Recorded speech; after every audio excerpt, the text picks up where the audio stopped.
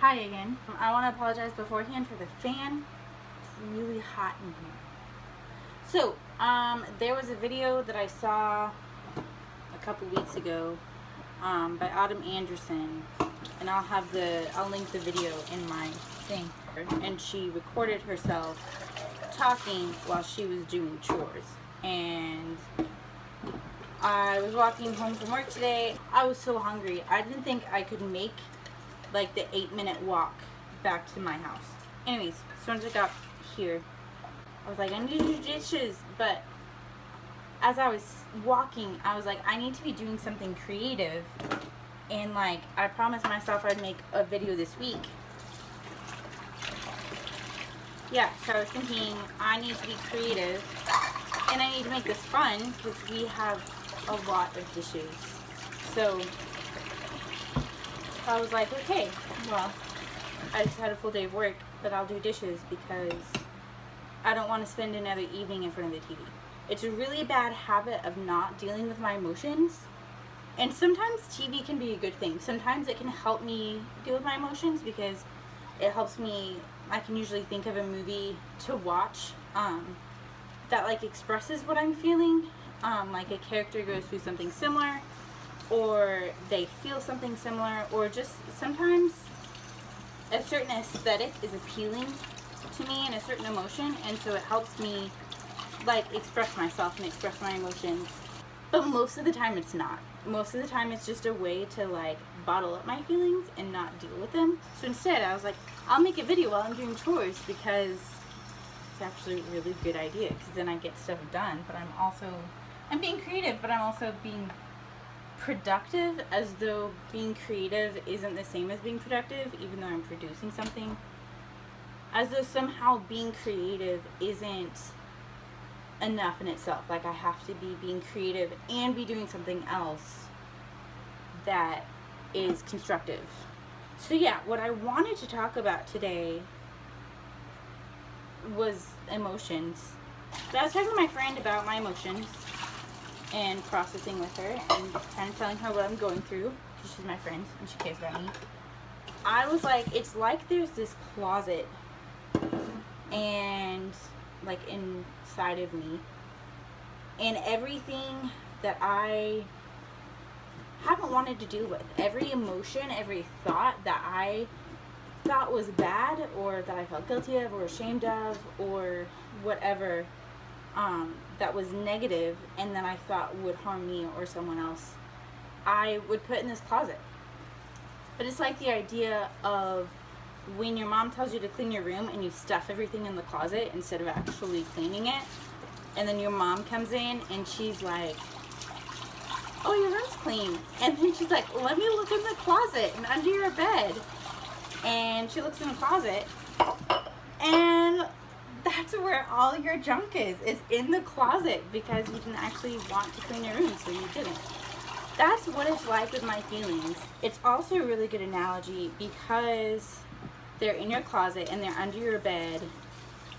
And because, like I said, I didn't want my feelings to hurt me or hurt someone else I know. I didn't want to end up angry or sad or upset and to say things that I would regret later.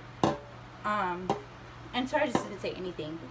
And so because of that, it's like there's a monster like in my closet. It's like all those bad emotions symbolize a part of myself that I try to deny every day.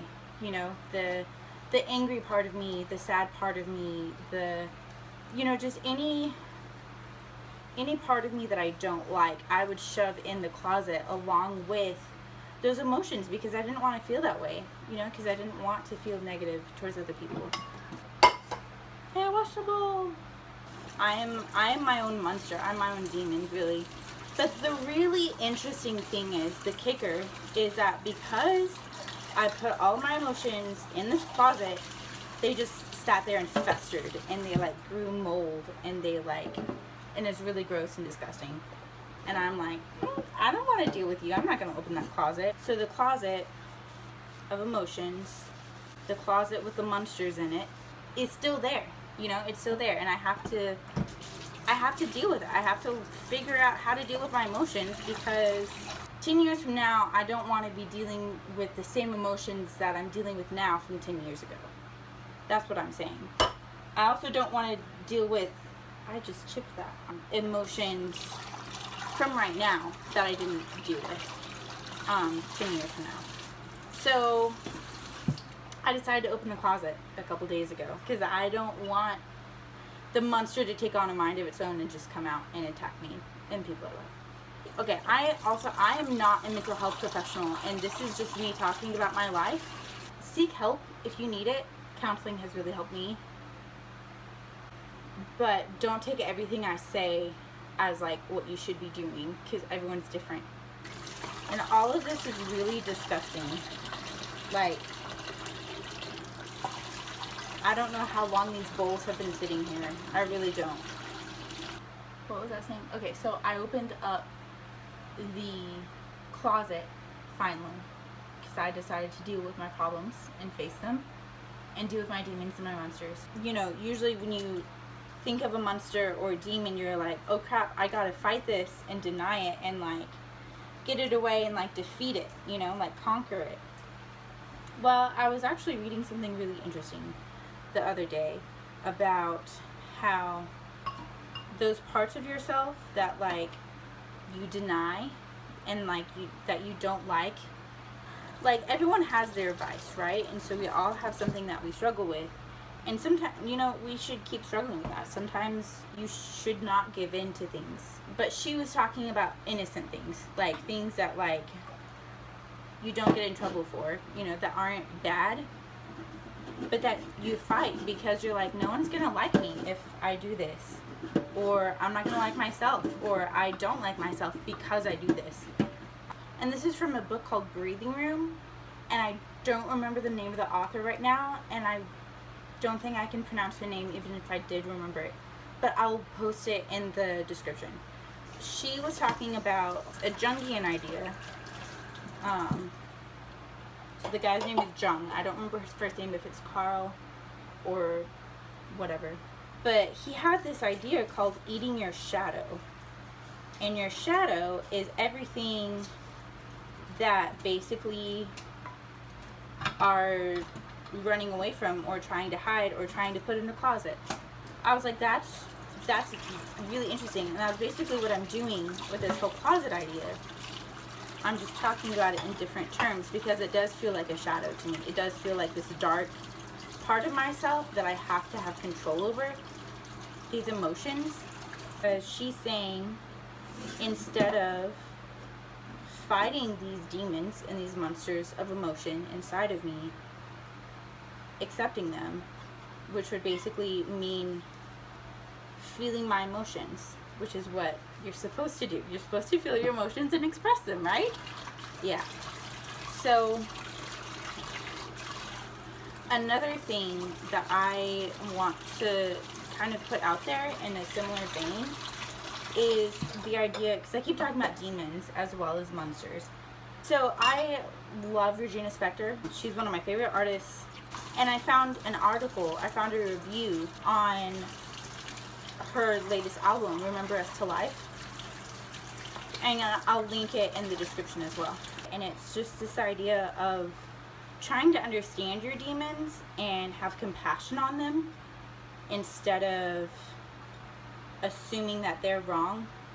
And so it's a very similar idea of eating your shadow, of, you know, accepting the part of yourself that you don't like, because your demons, and I guess your demons can be anything. They can kind of be a part of yourself, but they can also be something that happened to you. I don't know exactly what they mean by demon, which also really reminded me of Ursula K. Le Guin's The Wizard of Earthsea.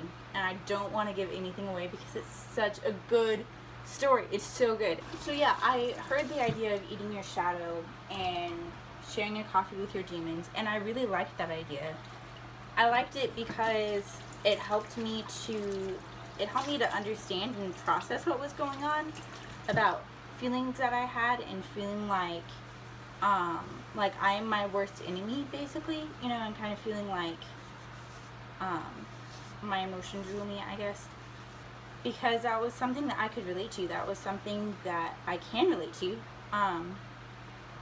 It's a way of processing emotion and actually dealing with things instead of continuing to push them down and bottle them up. So yeah, I wanted to share that with the world, the interwebs, in case that helps you with what you're going through. If it made sense to you, good. If not, okay, that's okay too. Yeah, okay, so I don't know what days I'll be posting yet because I'm completely new to this. If you see, I just have one other video. This is my second video. That was a really weird voice that I just said that in, but that's fine. But I will let you know when I come up with a posting schedule. For now, it's just once a week. For the month of, what month we're in? June. One video per week for the month of June, and then after that it'll be whatever I feel like doing. I might do another one a week. I might do more. If you like the content of the video, just hit like and please subscribe to my channel. Thanks and God bless.